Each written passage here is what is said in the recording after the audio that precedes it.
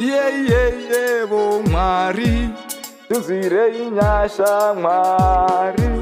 Nenyedenda rekovidi, ratishayisa zano. Mwari ndakwirawo mukomo, ndichinamatawo Jehovha Baba.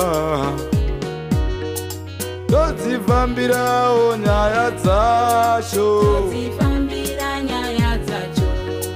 todzifambirawo nyaya dzacho Baba.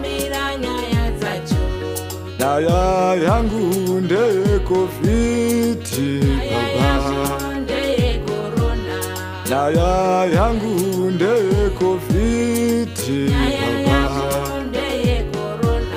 Tarisai muone nyika yapera,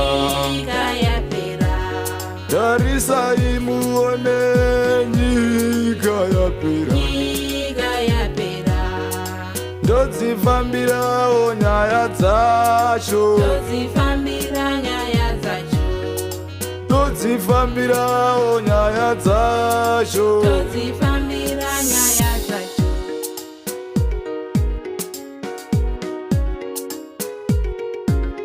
Kana takatadza Baba, iregerere iwo.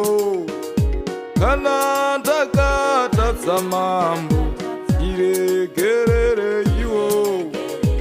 Iregerere iwo Baba, iregerere iwo. Ikoro ave matongo, machechi ave matongo.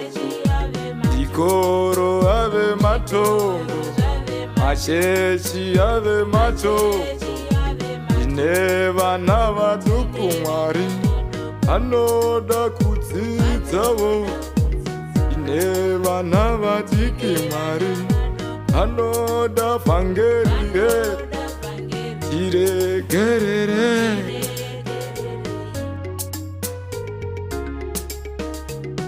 tiregerere iwo.